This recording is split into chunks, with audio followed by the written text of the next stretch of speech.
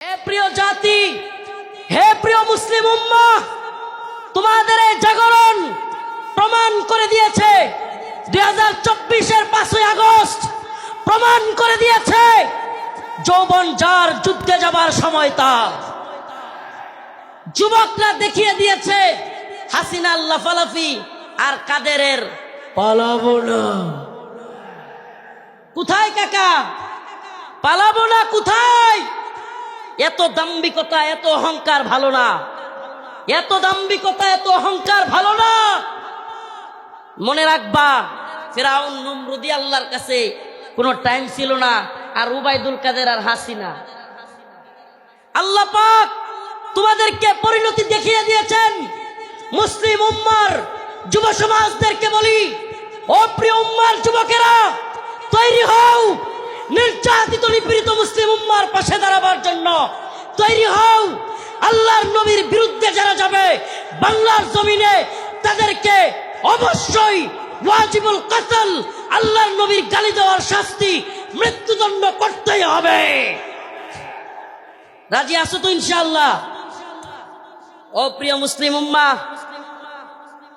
তোমরা তো, হে প্রিয় মুসলিম উম্মার যুবকেরা, তোমাদের এই দ্বীনি আবেগ, এই দ্বীনি জজবাকে যদি সত্যি বলি, ওয়াল্লাহি বিল্লাহি তাল্লাহি কসম আল্লাহর, এই জজবাকে যদি আমরা কোরআনের পক্ষে কাজে লাগাইতে পারি, তাহলে আর কোনো নতুন সরকার নয়, এই ভূখণ্ডে আমরা কোরআনী শাসন চালু করতে পারবো। আর কোনো তন্ত্রমন্ত্র নয়। তন্ত্রমন্ত্রের দেখা শেষ। আমরা তো এই স্লোগান দিকে দিকে আজ জানিয়ে দিতে চাই, তন্ত্রমন্ত্রের দিন শেষ, কোরআন সুন্নাহর বাংলাদেশ। বলেন না, তন্ত্রমন্ত্রের দিন শেষ, কোরআন সুন্নাহর বাংলাদেশ। সাবিলুনা সাবিলুনা, তারিকুনা তারিকুনা। স্লোগান আজকে একটু ব্যতিক্রম হবে। আমি বলবো, আল্লাহর জমিনে আল্লাহর আইন বাস্তবায়ন ফরজে আইন। বলতে পারবেন? আল্লাহর জমিনে আল্লাহর আইন বাস্তবায়ন ফরজে আইন। হয়তো শরিয়ত, ইম্মা শরিয়া, ইম্মা শরিয়া, হয়তো শরিয়ত। হয়তো আমরা শাহাদাত বরণ করব, না হলে ভূখণ্ডে শরীয়ত প্রতিষ্ঠা করব। কালেমার পতাকা দেখলে যেগুলোর জ্বলে, এগুলোর সাবধান করে দিতে চাই। এ ভূখণ্ডে লা ইলাহা ইল্লাল্লাহর পতাকা উড়বেই, আজ হোক কাল একদিন উড়বেই। ইসাবাতান মিন উম্মতি আহরাজাহুম আল্লাহু মিনান নার, ইসাবাতুন তাগজুল হিন্দা ওয়া ইসাবাতু মা ঈসা ইবনে মারইয়াম। রাসূলের ঘোষণা, এই ভূখণ্ডে হিন্দুত্ববাদী ব্রাহ্মণ্যবাদী তাগুতি শক্তির বিরুদ্ধে, দিল্লির বিরুদ্ধে, হিন্দুত্ববাদীদের বিরুদ্ধে আল্লাহর নবী বলেছেন, মুসলমানদের একটা গজওয়া হবে, গজওয়াতুল হিন্দ হবে। সেই যুদ্ধে মুসলমানরা বিজয়ী হবে। শুধু বিজয়ী হবে না, দিল্লির সেই মসনদে, দিল্লির সেই লাল কেল্লায় কালেমার পতাকা পথ পথ করে উড়বে ইনশাআল্লাহ, ইনশাআল্লাহ। হে প্রিয় মুসলিম উম্মার যুব সন্তানেরা, তৈরি হও, তৈরি হও। আর কোন তন্ত্রমন্ত্রের জন্য ডাক নয়, ডাক আসবে দাওয়া ইরদাদ শাহাদাতের ডাক আসবে। শহীদ হইতে রাজি আছো তো ইনশাআল্লাহ? জীবন দিতে প্রস্তুত আছো তো ইনশাআল্লাহ? আরে আমরা দুনিয়ায় এসেছি দ্বীনের জন্য, শহীদ হওয়ার জন্য। এই দুনিয়ায় আর কোনো সফলতা নাই, আল্লাহর জন্য শাহাদাতের মধ্যেই সফলতা। ইম্মা শরিয়া ওয়া ইম্মা শাহাদা, হয়তো শরীয়ত। আল্লাহর জমিনে আল্লাহর আইন। এই জমিন কার? এই চিৎকার করে বলেন, কার? জমিন কার? হুকুম চলবে কার? ইনিল হুকমু ইল্লা লিল্লাহ, আমার আল্লাহ তাবুদু ইল্লা ইয়া। হুকুম হবে আল্লাহর, ইবাদত হবে আল্লাহর। ইবাদত হবে কার? একমাত্র আল্লাহর। এই কোন তাগুতের গোলামি আমরা করব না। আমরা কার গোলাম? আমরা ভারতের গোলাম নই, আমরা আমেরিকার গোলাম নই, আমরা ইসরায়েলের গোলাম নই। আমরা কার গোলাম? গোলামি হবে কার? পৃথিবীবাসী জেনে রাখো, আমরা আল্লাহর গোলামি করি। এই মাথা নোয়াবো তো আল্লাহর কাছে। এই মাথা নোয়াবো তো কার কাছে? পৃথিবীর কারো কাছে আমাদের মাথা নত হবে? বর্তমান উপদেষ্টা কমিটিতে ভারতীয় দালাল ঢুকে গেছে। আমাদের বক্তব্য স্পষ্ট, মোমেন এক গর্তে দুইবার পা দেয় না। মোমেন এক গর্তে দুইবার পা। আমরা আর দুঃখা খেতে চাই না। আমরা আর কোন জালেমদেরকে, ইন্ডিয়ার গোলামদেরকে বাংলার ক্ষমতার মসনদে দেখতে চাই না। মাওলানা আব্দুল হামিদ খান বাসানী বলেছিলেন, পিন্ডি ছেড়েছি দিল্লির গোলামের জন্য নয়। কথাটা মনে আছে আপনাদের? রাওয়ালপিন্ডি পিন্ডি ছেড়েছি দিল্লির গোলামির জন্য নয়। অর্থাৎ পাকিস্তানের পিন্ডি ছেড়েছি, ভারতের দিল্লির গোলামির জন্য নয়। আমি বলি, পিন্ডি ছেড়েছি, দিল্লি ছেড়েছি, ওয়াশিংটনের গোলামির জন্য নয়। আমরা ওয়াশিংটনের গোলামি করব না। আমরা সমস্ত জাতীয় আন্তর্জাতিক চক্রান্তকে মোকাবেলা করে আমরা স্বাধীন চেতা, আমরা মুসলমান, আমরা স্বাধীন ভূখণ্ডে স্বাধীনভাবে বসবাস করতে চাই। আমরা কোরআন সুন্নাহ অনুযায়ী রাষ্ট্র ব্যবস্থা চাই। রাজি আছেন ইনশাআল্লাহ? ওয়ালাউ আন্না আহলাল কুরা আমানু ওয়াত্তাকাউ লাফাতাহনা আলাইহিম বারাকাতিন মিনাস সামাই ওয়াল আরদ। সুবহানাল্লাহ। আল্লাহ পাক বলেন, ওয়ালাউ আন্না আহলাল কুরা আমানু ওয়াত্তাকাউ লাফাতাহনা আলাইহিম বারাকাতিন মিনাস সামাই ওয়াল আরদ। আল্লাহ পাক বলেন, যদি জমিনের বাসিন্দারা তাকওয়া অবলম্বন করত এবং আল্লাহর আইন মেনে চলতো, তাহলে আল্লাহ পাক বারাকাতিন মিনাস সামাই ওয়াল আরদ, আসমান এবং জমিনের সমস্ত বারাকা খুলে দিতেন। আল্লাহ পাক সমস্ত বারাকা খুলে দিতেন। এজন্য আমি স্লোগান ধরেছি, আল্লাহর জমিনে আল্লাহর আইন বাস্তবায়ন ফরজে আইন। এই তন্ত্রমন্ত্রের আইন 5 বছরের জন্য ইসলাম, এটা আমরা চাই না। আমরা চাই আজীবনের জন্য ইসলাম। ইসলাম কি 5 বছরের সীমায় গণ্ডিতে আবদ্ধ? ইসলাম 5 বছরের সীমান্তে আবদ্ধ নয়। ইসলাম 5 বছরের সীমানায় আবদ্ধ না। 5 বছর ভোট দিয়া নির্বাচিত করে ইসলাম কায়েম। 5 বছর গেলে আবার হয়তো সরে যাইতে হবে। দিন ইসলাম, ইসলাম 5 বছরের জন্য সীমাবদ্ধ থাকার জন্য নয়। ইসলাম কায়েম করতে হবে, আল্লাহর জমিনে আল্লাহর আইন বাস্তবায়ন করতে হবে। এটা হবে মুসলিম উম্মার তাড়না, এটা হবে মুসলিম উম্মার প্রেরণা। আমরা হুঁশিয়ার করে দিতে চাই, সাবধান করে দিতে চাই। 2024 সালে হাসিনার পালানোর দৃশ্য দেখা এবং বাংলাদেশে আওয়ামী লীগের অবস্থান দেখা কেউ যদি শিক্ষা না নেন, নতুন করে জুলুম করার চিন্তা ভাবনা, নতুন কইরা কেউ জুলুম করার ভূত কারো মাথায় চাইপা বসে, তাইলে আওয়ামী লীগের পরিণতির জন্য অপেক্ষা করে।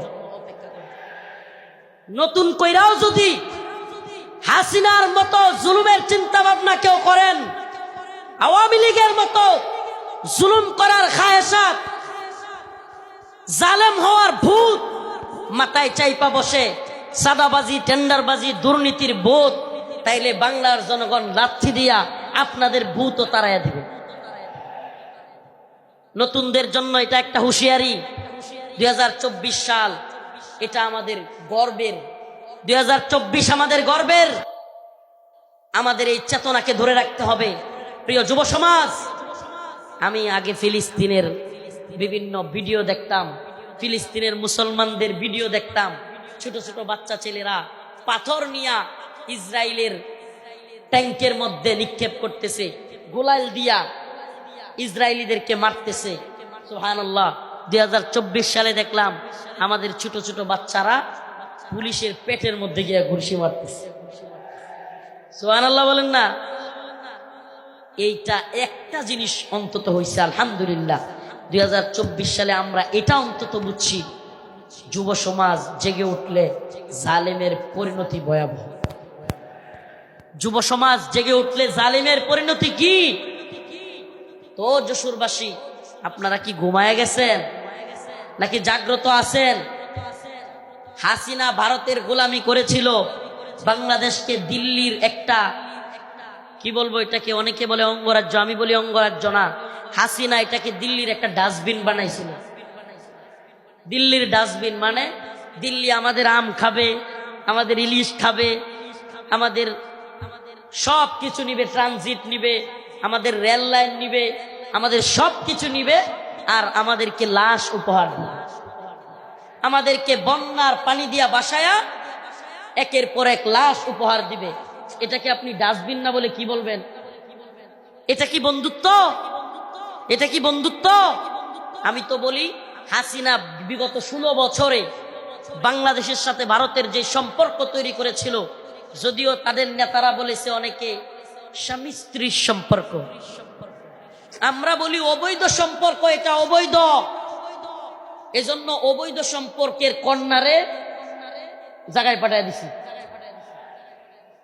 আল্লামা সাইদি রহিমাহুল্লাহ বলেছিলেন, এই কথাটা আমার এখনো কানে বাসে, সরকারকে বলবো বেশি তিরিং বিরিং করিও না, বাংলার জনগণ বেশি তিরিং বিরিং করলে এমন এক ফ্লাইং কিক মারবে, মামার বাড়ি দিল্লি গিয়া পড়বা।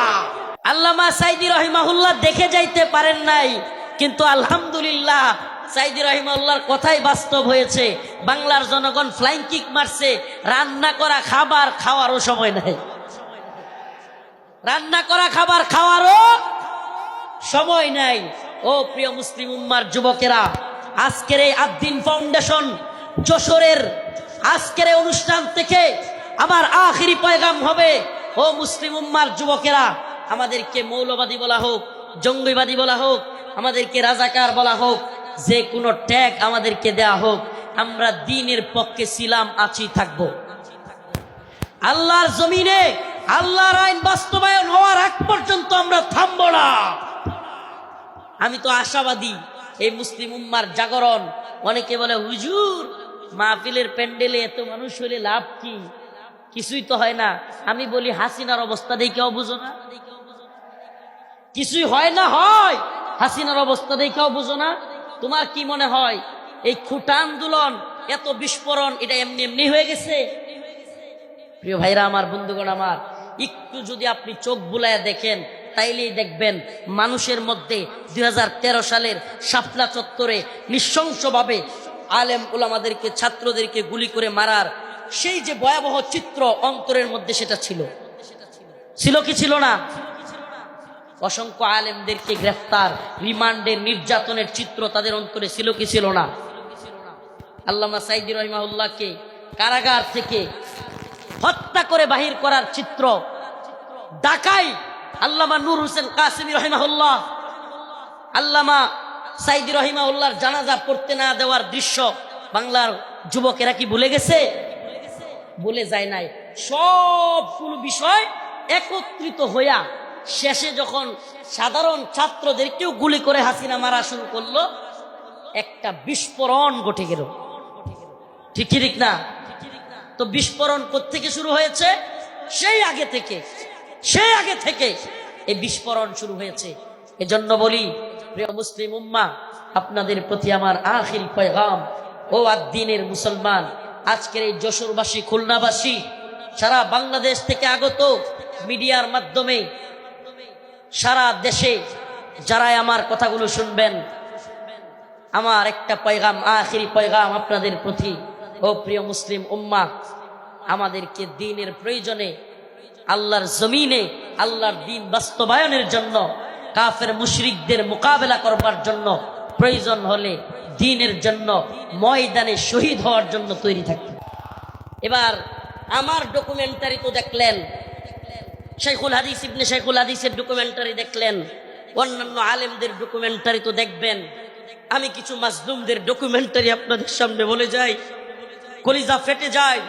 ও মুসলিম উম্মার প্রিয় যুবক ভাইরা, আপনারা জেনে থাকবেন 2013 সালে শাপলা চত্বর এক ভয়াবহ রাতের সাক্ষী অনেকেই।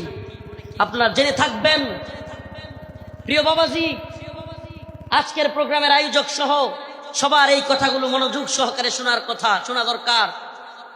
আমি আপনাদের সামনে এমন কিছু ব্যক্তিদের কারগুজারি শোনাবো যারা 2013 সালে রাসূলুল্লাহ সাল্লাল্লাহু আলাইহি ওয়াসাল্লামকে যারা কটূক্তি করেছিল, আল্লাহর নবীকে নিয়ে যারা ব্যঙ্গচিত্র বানিয়েছিল, আল্লাহ এবং তার রাসূলের বিরুদ্ধে যারা কথা বলেছিল, যেই কারণে হেফাজতে ইসলাম শাপলা চত্বরে যেতে বাধ্য হয়েছিল, সেই সমস্ত নরপিশাচ, সেই সমস্ত কুখ্যাত শাতেমে রাসূল রাজীব, ব্লগার রাজীব, শাতেমে রাসূল অভিজিৎ রায়, ওয়াশিকুর রহমান বাবু, ফয়সাল আরিফিন দীপন, আরো কতগুলো নাম বলতে পারবো। এরা আল্লাহর নবী এবং আল্লাহকে নিয়ে কটূক্তি করেছিল, আম্মা জানদেরকে নিয়ে কটূক্তি করেছিল। মনে আছে আপনাদের? মনে আছে? 2013 সালে ব্লগার রাজীব, অভিজিৎ রায়, ফয়সাল আরিফিন দীপন, ওয়াশিকুর রহমান বাবু, ব্লগার নাজিমউদ্দিন সামাদ, আরো অনেকগুলো কুখ্যাত শাতেমে রাসূল আল্লাহর নবীকে নিয়ে কটূক্তি করেছিল। ও প্রিয় মুসলিম উম্মার যুবকেরা, আজকের এই ঐতিহাসিক প্রোগ্রামে আমি যদি সেই মাজলুম ভাইদের কথা না বলি, আমি তাদের সাথে কারাগারে ছিলাম। ওয়াল্লাহি এক একটা ভাইয়ের মিথ্যা মামলায় ফয়সাল আরিফিন দীপনকে, অভিজিৎ রায়কে কে বা কারা হত্যা করেছে, ভার্সিটির প্রিয় যুবকদেরকে, আমার প্রিয় যুবক ভাইদেরকে এরা কারাগারে বন্দী করে রেখেছে। হাসিনা সরকার বিগত 10-12 বছর যাবত পরিবারের সাথে তাদেরকে দেখা করতে দেয় না। আমি প্রায় কোর্টে গেলে তাদের সাথে দেখা হইতো। আমাদের সেই ভাই আরাফাত, সেই ভাই সাইমুম, সেই ভাই আব্দুস সবুর, বিভিন্ন ভাইদেরকে আমরা দেখে আসছি যারা কিনা এক একজন 2টা-3টা করে ফাঁসির রায় নিয়ে কারাগারে পড়ে আছে। কি এদের অপরাধ? আমাদের ভাই ফারাবি, কি এদের অপরাধ? ফারাবির অপরাধ, আরাফাত ভাইয়ের অপরাধ, সাইমুম ভাইয়ের, আব্দুস সবুর ভাই, এই ভাইদের অপরাধ আল্লাহর নবীকে নিয়ে কটূক্তিকারীদের বিরুদ্ধে তারা ফেসবুকে বা বিভিন্ন মাধ্যমে লেখালেখি করেছিল। আল্লাহর নবীকে যারা কটূক্তি করেছে তাদের বিরুদ্ধে লেখালেখির কারণে, ও প্রিয় যশোরবাসী, ও প্রিয় আদ-দ্বীনের প্রোগ্রামে থাকা যুবকেরা, অন্তত তোমাদের সেই যুবকদের জন্য কিছু করা দরকার। আজকের এই আদ-দ্বীনের প্রোগ্রামে আমি সেই ভাইদেরকে স্মরণ করি। ওয়াল্লাহি কসম করে বলি, আমি যখন দেখতাম 2টা-3টা ফাঁসি নিয়েও এরা দিব্যি হাসতেছে, তখন আর নিজের মনের মধ্যে কিছুই মনে হইতো না। আরে আমি আর কি, আমার তো আর ফাঁসির রায় হয় নাই, আমার তো ফাঁসির রায় হয় নাই। 2টা-3টা ফাঁসির রায় নিতেছে, দিব্যি চলতেছে, এদের মনের মধ্যে কোনো কষ্ট নাই। এই যুবকেরা দীর্ঘদিন যাবৎ কারাগারে পড়ে আছে। ও প্রিয় মুসলিম উম্মার যুবকেরা, ও নেতারা, ও বক্তা, মুফতি, শাইখুল হাদিসরা, আল্লাহর নবীর পক্ষে কথা বলতে গিয়া দীর্ঘদিন যাবৎ তাদেরকে জঙ্গি ট্যাগ দিয়া আজকে কারাগারে বন্দী করে রেখেছে হাসিনা সরকার। এখন ওই ভাইগুলো মুক্তি পাচ্ছে না। ও প্রিয় মুসলিম উম্মার যুবকেরা, আমি জানতে চাই, এরা যদি আমাদের কাউকে জঙ্গি ট্যাগ দিয়া দেয়, এরা যদি আমাদের কাউকে মৌলবাদী ট্যাগ দিয়া দেয়, এরা যদি আমাদের কাউকে রাজাকার বলে ট্যাগ দিয়া দেয়, তাহলে কি আমরা তাদেরকে ভুলে যাব? আমার কথা বুঝতেছেন? জালেমদের একটা কূট কৌশল হলো আলেমদের নামে ট্যাগ দেওয়া, নেম কিলিং, এটাকে বলে নেম কিলিং, ট্যাগ দেওয়া। আল্লামা সাঈদী রাহিমাহুল্লাহকে কষ্ট নিয়ে বলতে হচ্ছে, যখন তিনি জীবিত আমাদের অনেক আলেম ওনাকে নিয়ে কথা বলার সাহস করে নাই, ওনার পক্ষে কথা বলে নাই। কেন বলে নাই? কারণ ওনাকে রাজাকারের মামলা দেওয়া হয়েছে। এখন আমরা যদি ওনার পক্ষে কথা বলি, তাইলে আমাদেরকেও না জানি রাজাকারের মামলা দিয়ে দেয়। আল্লামা জসিমউদ্দিন রহমানী দামাত বারকাতুহুম, হুজুর কারাগারে থাকতেও ওনাকে নিয়েও অনেকে কথা বলে নাই। কেন? কারণ ওনার পক্ষে কথা বললে জঙ্গিবাদী মামলা দিয়ে দিবে। আল্লাহর কসম করে বলি, খুদার কসম করে বলি, আমাদেরকে রাজাকার বলো, জঙ্গিবাদী বলো, মৌলবাদী বলো, আর যাই বলো, আমরা মাজলুমদের পক্ষে কথা বলবোই, বলেই যাব। রাজি আছেন তো ইনশাআল্লাহ? আল্লামা সাঈদী রাহিমাহুল্লাহ চলে গিয়েছেন, জসিমউদ্দিন রহমানী হাফিজাহুল্লাহ বের হয়ে গিয়েছেন, কিন্তু ও আদ-দ্বীনের মুসলমানেরা, আজকের এই যশোরের লাখো জনতা, প্রিয় উম্মাহ, আজকের এই মিডিয়ার মাধ্যমে সবকিছুর মাধ্যমে আমি জানাতে চাই, আমার ভাইরা আল্লাহর নবীর পক্ষে লেখালেখি করতে গিয়া যারা মামলা খেয়েছে, ফাঁসির রায় লেগে গেছে, আমরা কি তাদের মুক্তি চাই? মুক্তি চাই। আমার ভাইদেরকে 2-3টা করে ফাঁসির রায় দিয়ে বন্দি করে রেখেছে হাসিনা। হাসিনার কাজই ছিল বিভিন্ন জঙ্গি নাটক সাজায়া আলেমদেরকে, তরুণ তরুণ যুবকদেরকে যারা দিনকে ভালোবাসে, টাকনুর উপর কাপড় পরে, এদেরকে ইন্ডিয়ার কথায় রয়ের প্ল্যানে মুসলিম উম্মার যুবকদেরকে, দিন যারা ভালোবাসে তাদেরকে গ্রেফতার করা, তাদেরকে জঙ্গি বলা, মৌলবাদী বলা, এটা একটা ট্রেন্ড ছিল। এটা তাদের একটা ট্যাগ মিশন ছিল, মিশন, তাদের একটা মিশন। এই মিশন আমরা পা দিতে পারি না। আমরা আমাদের ভাইয়ের মুক্তি চাইবই। ঠিক আছে তো ইনশাআল্লাহ? সবাই মুক্তি চান তো ইনশাআল্লাহ? আমার প্রিয় ভাইদের মুক্তির ব্যবস্থা করা হোক, দ্রুত মুক্তি দেয়া হোক। যদি তারা মুক্তি না পায়, খোদার কসম করে বলি, এত বড় বড় বক্তা, এত যশ খ্যাতি মূল্যহীন, মূল্যহীন, মূল্যহীন। আমরা যদি মাজলুমদের পাশে দাঁড়াতে না পারি, আজকের আলোচনার বিষয় এটাই। ওমা লাকুম লা তুকাতিলুনা ফি সাবিলিল্লাহ ওয়াল মুস্তাদাফিনা মিনার রিজাল ওয়ান নিসাই ওয়াল উইলদানিল্লাযীনা يقولون ربنا أخرجنا من هذه القرية الظالم أهلها واجعل لنا من لدنك وليا واجعل لنا من لدنك نصيرا الله رب العالمين বলেন وما لكم لا تقاتلون في سبيل الله তোমাদের কি হয়ে গেল? তোমরা আল্লাহর পথে কিতাল করতেছো না, যুদ্ধ করতেছো না। জিহাদ বললে অনেকে অপব্যাখ্যা করে, নফসের জিহাদ, এটা সেটা অনেক অপব্যাখ্যা করে। কারণ কি? কারণ আল্লাহ বলছেন কুতিবা আলাইকুমুল কিতাল ওয়া হুয়া কুরহুল লাকুম। কারণ আল্লাহ পাক জানতেন জিহাদের ব্যাপারে অনেকের অ্যালার্জি থাকবে, অনেকে অপছন্দ করবে। আমাকে বলেন, আল্লাহ পাক যখন কোরআনে কারীম নাজিল করেছেন, আল্লাহর রাসূল কি জিহাদকে অপছন্দ করতেন? হ্যাঁ, সাহাবায়ে কেরাম অপছন্দ করতেন। তাহলে এই আয়াত কাদের জন্য? কুতিবা আলাইকুমুল কিতাল ওয়া হুয়া কুরহুল লাকুম, এই আয়াত কাদের জন্য? আল্লাহ পাক জিহাদকে, যুদ্ধকে ফরজ করেছেন দ্বীনের জন্য, অথচ তোমরা তা অপছন্দ করবে, অপছন্দ করো। আল্লাহ বলছেন তোমাদের অনেক জিনিস আছে অপছন্দ, কিন্তু হুয়া খায়রুল লাকুম, সেটার মধ্যে কল্যাণ আছে। আমার তো মনে হয় আল্লাহ পাক, আমার মনে হয় না, এটাই তাফসীর, এটাই ব্যাখ্যা, যে আল্লাহ পাক সেই সমস্ত লোকদেরকে উদ্দেশ্য করে বলেছেন যারা জিহাদকে অপছন্দ করবে। সাহাবায়ে কেরাম জিহাদকে পছন্দ করতেন না, আল্লাহর নবী আল্লাহর দ্বীনের পক্ষে জিহাদকে পছন্দ করতেন না। যারা অপছন্দ করে তাদের জন্য এই কথা। অথচ দিকে দিকে মাজলুম, ওমা লাকুম লা তুকাতিলুনা ফি সাবিলিল্লাহ, তোমাদের কি হয়ে গেল? তোমরা আল্লাহর পথে যুদ্ধ করতেছো না। ওয়াল মুস্তাদাফিনা মিনার রিজাল ওয়ান নিসাই ওয়াল বিলদান, দুর্বল নারীরা, দুর্বল বাচ্চারা চিৎকার করে করে বলতেছে ইয়াকুলুনা রব্বানা আখরিজনা, আয় আল্লাহ আপনি আমাদেরকে বের করেন, মিন হাযিহিল ক্বরিয়াতিজ যালিমি আহলুহা, এই ভূখণ্ডের মানুষরা বড় জালেম, ওয়াজআল লানা মিন লাদুনকা ওয়ালিয়া,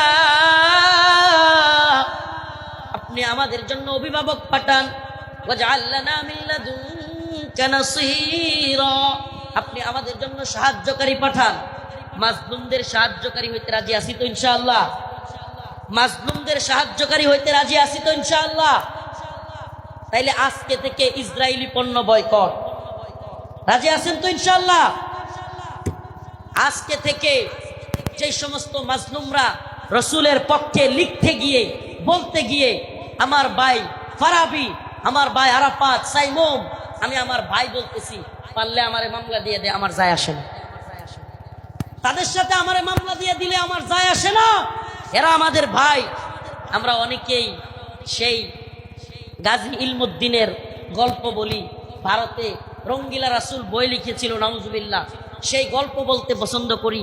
কিন্তু বাংলাদেশের গাজী ইলমুদ্দিনরা 2টা-3টা করে ফাঁসির রায় নিয়ে কারাগারে পড়ে আছে, সেই খবর আমরা কেউ রাখি না। প্রিয় ভাইরা আমার, বন্ধুগণ আমার, মাজলুম উম্মার পক্ষে দাঁড়াতে হবে। আজকের আমার আলোচনার মূল কথা মাজলুম উম্মার পাশে দাঁড়াতে, মাজলুম উম্মার পাশে দাঁড়াতে। ইন্নামাল মুমিনুনা ইখওয়া, মুমিন মুমিনের ভাই। আমার অন্য মুমিন ভাই কষ্ট পেলে আমার অন্তরে আঘাত আসবে। এদেশের কোন আলেমকে আল্লাহ না করুক জাতীয় আন্তর্জাতিক চক্রান্তের কারণে নতুন করে কেউ যদি, কোন জালেম যদি এদেশের কোন আলেমকে আবারও জুলুম করতে চায়, আবারও যদি শেখুল হাদিস আল্লামা মামুনুল হককে, শেখুল হাদিস আল্লামা মামুনুল হক সহ, মুফতি আমির হামজা সহ, মুফতি হারুন ইজহার, এদেশের অনেক বক্তা যারা কিনা কারাগারে ছিল, আবারও যদি সেই সমস্ত আলেমদেরকে কেউ গ্রেফতার করবার দুঃসাহস করে জাতীয় আন্তর্জাতিক চক্রান্তের কারণে, আবারও যদি আলেমদের দিকে কেউ চোখ তুলে তাকায়, কেউ যদি হাত তোলার সাহস করে, সেই হাত ভেঙ্গে ঘুরিয়ে দেওয়ার হিম্মত আছে তো মুসলমান? আছে তো ইনশাআল্লাহ? জাতীয় আন্তর্জাতিক চক্রান্ত চলছে, জাতীয় আন্তর্জাতিক চক্রান্ত চলছে আমাদের এই ভূখণ্ডকে নিয়ে। জাতীয় আন্তর্জাতিক চক্রান্ত চলছে। এই চক্রান্তের ডালপালা গভীরে আমরা জাতি হিসেবে সজাগ থাকব। একটা কথা মনে রাখবেন, আগামীকালকে আপনার ঘরে চুরি অথবা ডাকাতি হবে। আপনি যদি আগে ভাগে জানতে পারেন, তাইলে আপনি ডাকাতকে কিভাবে আটকাইতে হবে এটা আপনি আরামসে বুঝে যাবেন। সজাগ থাকা খুব জরুরি। আগামীকালকে ডাকাত আপনার বাড়িতে হামলা করবে, যদি ডাকাতকে নিজে সামলাইতে না পারেন, প্রয়োজনে আগামীকালকে আসবে জানলে প্রয়োজনে মাইকিং করবেন। ঠিক কি ঠিক না? প্রয়োজনে কি করবে? মাইকিং করে হইলেও ডাকাত আটকাবে। তো যদি আমরা জানি আমাদের বিরুদ্ধে চক্রান্ত হচ্ছে, হিন্দুত্ববাদী ভারত আমাদের বিরুদ্ধে চক্রান্ত অব্যাহত রেখেছে,